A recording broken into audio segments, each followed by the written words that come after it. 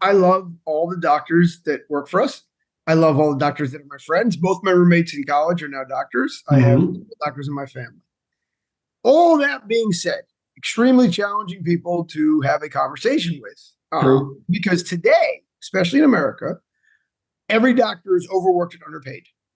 Hmm. Unless you're the top plastic surgeon in Beverly Hills or South Beach, Sure. take those two people out of the equation.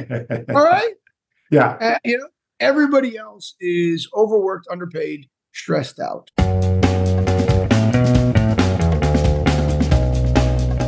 Welcome to the Full Funnel Freedom Podcast. If you are listening to this, you are likely leading a team responsible for generating revenue. Purpose of Full Funnel Freedom is to support people like yourself and keep your funnels consistently, reliably full. Welcome to the Full Funnel Freedom Podcast. I'm your host, Hamish Knox. Today, I am delighted to have Andrew Sossin, co-founder and CEO at Recovery Unplugged Behavioral Health, as my guest today. In Andrew's work with Recovery Unplugged Behavioral Health, he's led the consistent, proactive, and responsible expansion of the company from a singular treatment facility in South Florida to a national mental health and addiction treatment organization, which now helps thousands of clients per year from all over the country find their way to long-lasting recovery and stability. He is a graduate of the Tony Robbins Mastery University Business Mastery and Leadership Academy programs, and is a former student of the Jack Canfield Breakthrough to Success program. Andrew, welcome to Full Funnel Freedom.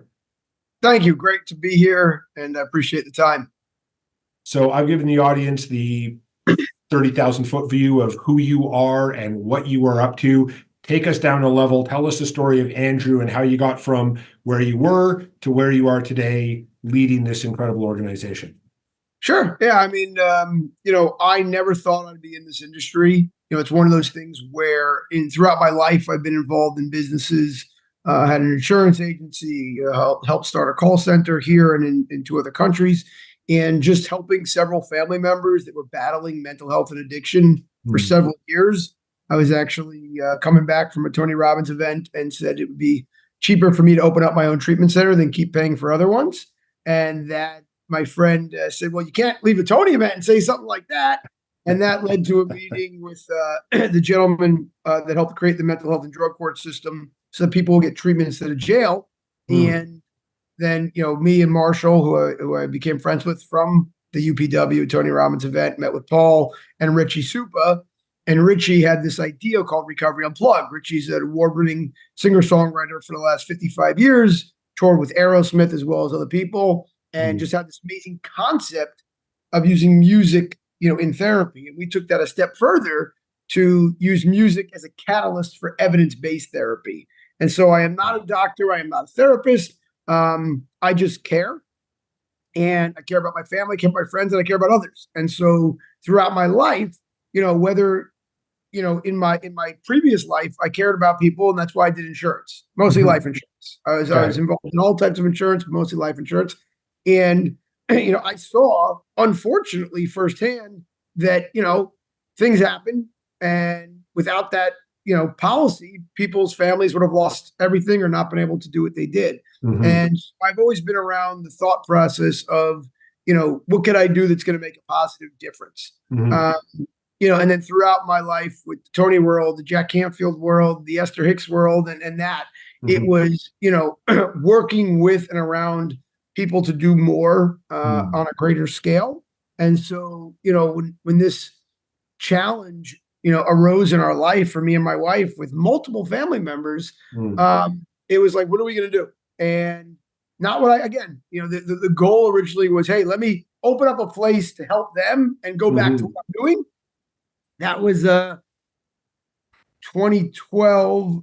We opened Recovery Unplugged 2013, just a small outpatient center in Fort Lauderdale. And then, after the first year, I was like, this is different. I'm actually seeing, people that have been to 30 plus treatment centers,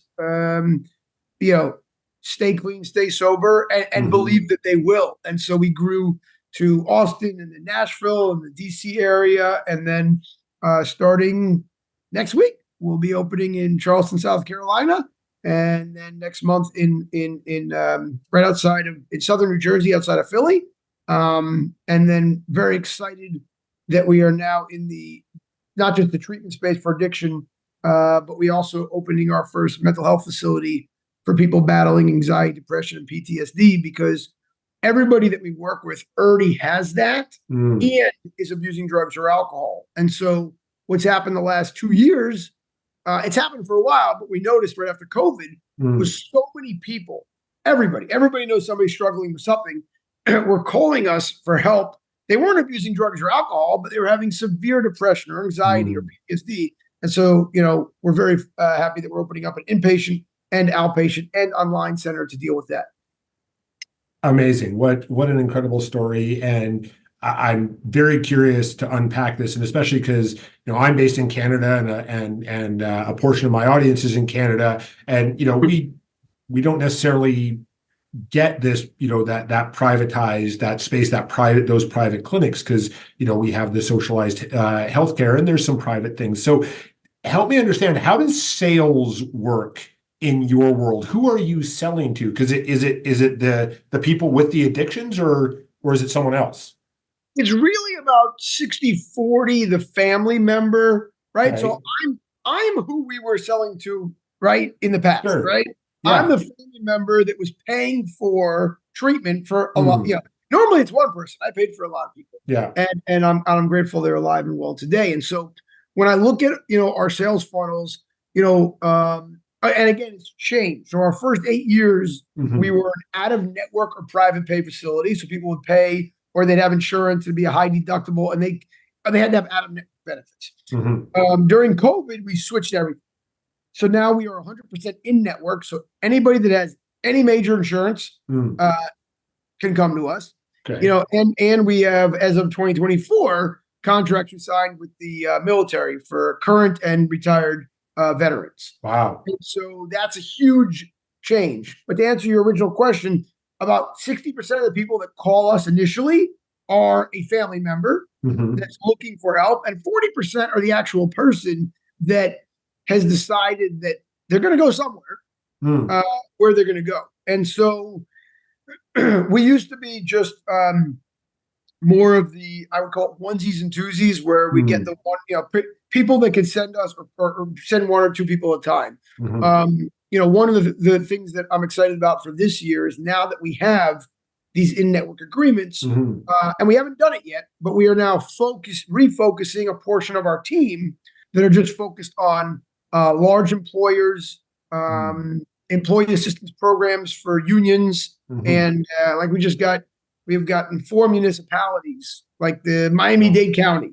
or the Austin, Texas, which is Travis County. The people that work for the cities or the counties can now utilize our services. And so, in the past, it was just the individual calling or their family member, and now it's still that. Sure. But we're educating the people in charge of HR and the employee assistance programs that we exist. Let's walk through that conversation, because what you just described is like it's selling to government, right? And for anyone that I've ever talked to or worked with who sells to government, that's code for lots of committees, long, slow, we'll get back to you never, et cetera, et cetera. So how have you successfully equipped your sellers to have those conversations and lead those conversations with people who may not even really care to want to talk about addiction recovery, because that's kind of a hard topic to discuss? It's extremely challenging. I mean, it is what the last 2 months we've spent a lot of time on. And so, because we are, an ongoing entity with over 400 full-time employees, we still have to help clients every day, right? So we still have everything that we were always doing, private practice therapists and individuals, and our online ads, and just everything we've done over the last decade to continually get those individuals that come to us and call us on a daily basis. With the new focus, it's really a multiple prong approach. So step A was we had to get the contracts. That took years. Sure. And now once you get the contract, that just allows you to say that you have the contract. And so what we're doing now is we put together, for example, we have programs that can give continuing education credit. So in America, you have to have continuing education credits if you're an attorney, if Sure. you're a therapist, and then so an education piece for people in HR. So we actually created our own content that we went to the different, and everything it's not nationalized. So it's in the state of Florida, we had to get approval, in the state of Texas, the state of Tennessee, and the state of Virginia. So we now have these programs which we've come up with, so we can do a webinar for a group of attorneys, for a group of therapists, for a group of HR professionals, and now for people in government. They can say, okay, come get lunch on us and learn, right? Which you have to do anyway. And we're sponsoring it, we're teaching it, right? So that's one channel that we just put together. That's a tried and true approach. But again, in the past, it would be you meet somebody, you let them know we exist, they send some people over, you're helping people within a week. This is a minimum 6 months approach. And so we have to look at, okay, how do we keep doing what we're currently doing on a daily basis, same business, while we build these large channels. And it's, one of the conversations I had today with our two top people was what we have to do differently, because we have to on the follow-up side, because it's a different business, it's a different sale, it's a different process from what we're used to doing. And so we have a new program in Salesforce. We have a new program with Pardot, the drip campaigns, but there's a whole new system that we're putting in place so that you meet the person, you set up the meeting, you find out when their benefits go, you find out who their employee assistance program is through, you educate them, and then it's all about follow up. And then the next question is, what is too much and what is too little? And where are you at in terms of too much and too little? I appreciate that right now this is a bit of still an experiment for you. What are you noticing in terms of that longer sales cycle? What is too much and what is too little? So what we see right now is, if you're calling somebody every week, they're going to get annoyed, right? At least having that monthly or quarterly follow-up. Also, sometimes it depends on, we're having our regional meeting here, or we're having our quarterly event here, and I can present it there. And so it's really about making sure our team captures the different details from the different people, so they know, okay, they spoke to somebody yesterday, it's February. So somebody just today, perfect example today, there's a big event in June that we could potentially be speaking at, right? So now we're going to have to follow up, plan this for this June event, and know that nothing's going to happen until June. And then once June comes, we're going to have to remind everybody who we are, re-educate everybody, and hope we do a good enough job, which I know we will, that maybe by September, something will come from that.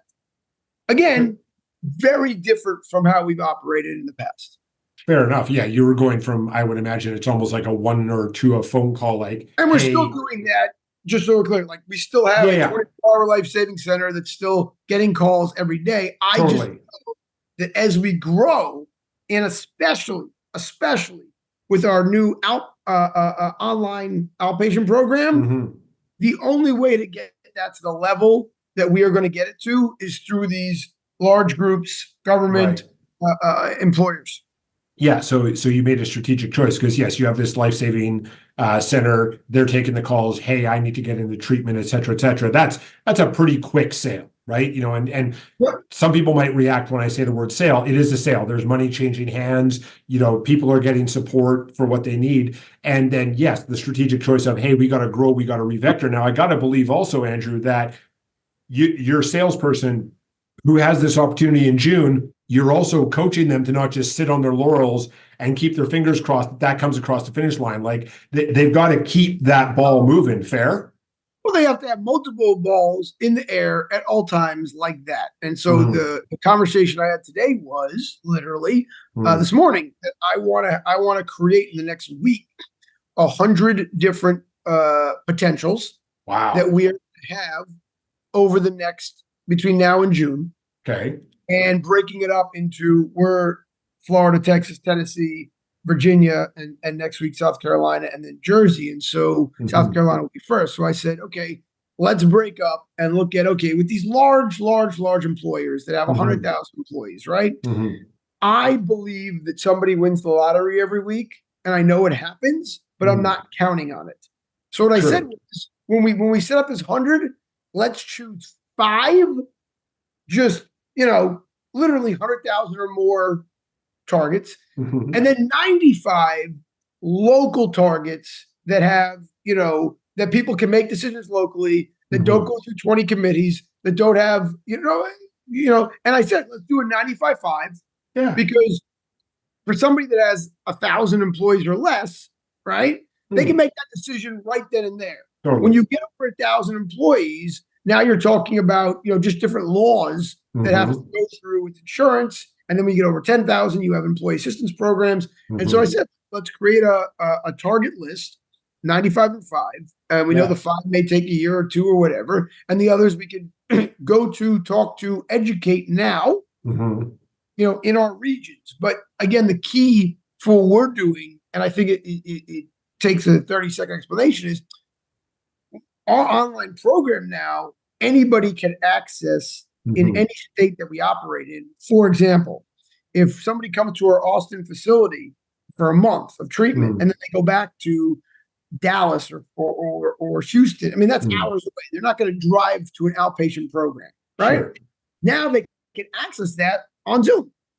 It's fully covered by insurance, right? Wow. But there's a huge education piece because this has not been done before like this. And so, and now we also have people in other states that you don't even have to come to our inpatient program. You could just come to our online program. Wow. So we have people right now that are using their own money and private paying us if their insurance doesn't cover it out of state, and then other people that they went to some other treatment center somewhere and they live in Central Florida and we have our facility in South Florida and it's 5 hours away, but they can access our online program. And so that's what I'm very excited about, Very cool. Well, I'm curious, Andrew, as one of my coaches says, elephants, right? So those 5 that you picked, right? Those are elephant prospects, right? Elephants are really, really smart and they move really, really slow, as you've just identified. And so when we're looking at getting in front of these individuals, and I go back to a conversation you and I had offline about your sellers get in front of doctors, right? And I have sales leaders and sellers complain to me, oh, I can't get in front of my engineers that I'm trying to prospect or my IT providers. It's like, Andrew's sellers get in front of doctors. How often, listeners, can you get in front of your doctor? And then think about a salesperson trying to get in front of that same doctor. So, Andrew, how do you support and coach your sellers to actually get in front of these individuals who are, like you, wanting to support their patients, and your salesperson has something that could probably help them support their patients more? How does that conversation go? I love all the doctors that work for us. I love all the doctors that are my friends. Both my roommates in college are now doctors. I have doctors in my family. All that being said, extremely challenging people to have a conversation with. Because today, especially in America, every doctor is overworked and underpaid. And unless you're the top plastic surgeon in Beverly Hills or South Beach, take those 2 people out of the equation. All right? Yeah. Everybody else is overworked, underpaid, stressed out. And so what we do is we figure out how to provide value. And by value, we mean clients, right? Sure. We have hundreds of people going through our program on over 400 and change a month right now throughout our facilities. And every one of those people have co-occurring disorders and comorbidities that require doctors. And even I'll take it a step further, is we became the first pet-friendly treatment center in America, which was my idea. So people could bring their pets to our treatment center. Cool. I'm allergic to them, and I cannot, as of right now in 2034, walk into my treatment centers for more than 15 minutes without having an asthma attack. But that being said, because of that, we now were able to get in front of veterinarians because I now have something that they also need, which is a constant flow of people that will need them. And so our salespeople and our business development team, that's what we call them, they do when they're calling the doctor's offices, doctors are busy, is, listen, we want to explain what we do, but we also have patients that need your services that we pre-qualify them to know what network they're in. We have, let's just say, Blue Cross Blue Shield or United Healthcare or Aetna or Cigna. So what our team will do is they'll find doctors that we want to work with, whose insurance we both take. So we know that somebody coming to us, we can refer to them and we're all in the same network. And so when we have the conversation, it's, look, we want you to know who we are for our own purposes, but we need to know who you are so we can have a trusted person that we can also send people to. And we have a 24-hour life savings center. So 70% of the people that call me, I can't even help at my own place. But we find places that they can help. Free offer for listeners of the Full Funnel Freedom podcast. Go to www.fullfunnelfreedom.com/scale to get your white paper, 8 fundamentals of building a scalable sales model. If you're listening to Full Funnel Freedom, you are wanting your funnel to be consistently, reliably full and sustainably scalable. So go get your white paper, 8 fundamentals of building a scalable sales model at www.fullfunnelfreedom.com/scale. Now, back to the show. Brilliant. And sales leaders who are listening that want to reinforce what Andrew just said is find out what that person's self-interest is, right? Like those doctors, the self-interest is they want more patients, and that's not a detriment. That's their business that they're in. So understanding what are those personal motivators of your buyers and getting your sellers to understand that. And then also being able to refer out, like Andrew just said, those are really brilliant ways to raise the level of trust in you and your sellers and create a long-term mutually profitable relationship. Andrew, I love chatting with you, and we could nerd out about this stuff all day long. However, both you and I have lots of stuff on our plates already. So I got a few questions for you to wrap us up. Okay. First one being, if you could go back and coach younger Andrew, go back as far as you want, doesn't matter. And you could say, hey, younger Andrew, in the future, you're going to be running this great business. You're going to be supporting a whole ton of people who really need some help. You are also going to have a bunch of bumps and bruises and scar tissue. What would you coach younger Andrew to say or do differently to get to the same place, but with fewer bumps and bruises and less scar tissue? I believe some of those bumps and bruises are necessary to get here. Fair. And I would also say that, some of the mistakes that I made along the way were, maybe being a little naive on every conversation and everybody that I met, that they were all well-intentioned. And so one of the things I've done a better job of at this point in my life is, and again, when you're young and you've been around a lot of people and you're in, especially the personal development world, you believe everybody has the right intentions. And that's not always the case. So, I've dealt with some very challenging people and situations over the years that maybe I would have done differently. And so I would say in that situation, one of my friends has a sign on his wall: "In God we trust, all else we verify." Right? and so that's one of the things that I would always recommend is just, I believe that people are inherently good, but also people have their own self-interest at heart. And so just really understand when you're doing business and when you're doing deals. And I'm an old school guy, so I've done a lot of stuff on a handshake, and unfortunately, you just can't do that anymore. So that's one of the things that I would say. But I would also say that the idea of how I got here was really, the mindset. That's been my belief, that I coach my own team, my friends, myself. It's all about mindset. I don't come from a family of entrepreneurs. I didn't come from an idea of, I had like kind of the rich dad, poor dad life, where I love my dad, but he was go to school, get a good job, get a good education. My best friend's dad was screw school. Anything that you're going to do yourself. You have to put yourself out there. You have to take risks. And so that's where, for me, it was take those risks, but also understand the risk, and also, I would also say, I look back, is it's okay to be confident and it's okay to believe in yourself, but you just can't have blind faith, right? I've jumped out of 3 planes, but I've always done it with a parachute.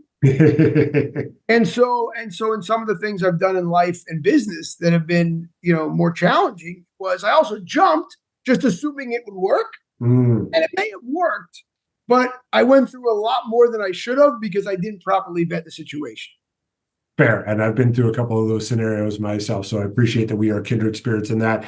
Andrew, what have you read, watched, listened to, whether recently or maybe in the past, that's really influenced you and inspired you in your career that you would recommend the audience of sales leaders check out as well?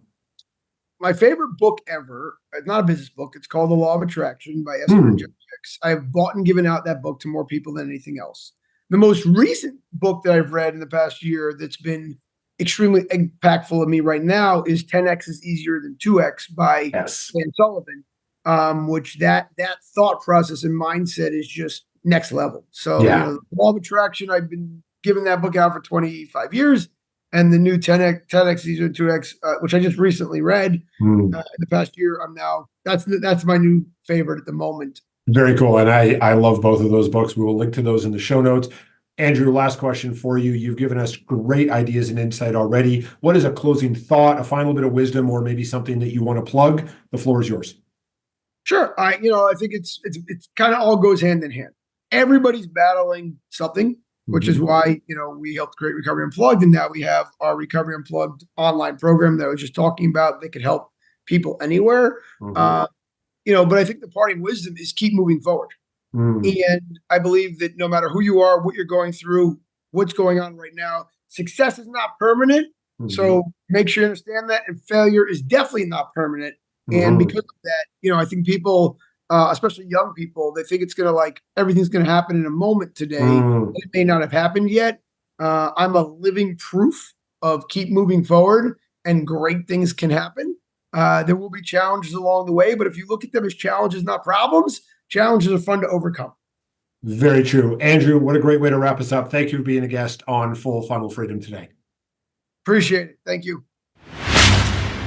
Sales leaders, that was a really cool interview for me. And when Andrew and I first met, I wasn't really sure how a conversation with him might relate to Full Funnel Freedom. And then as we were talking and he was sharing about how they work with doctors and they sell to governments and things like that. And that's something that from my experience working with my clients around the world that sales leaders and sellers are really struggling with is how do we get in front of people who tell us that they have no time, even though we all make time for things that are important to us.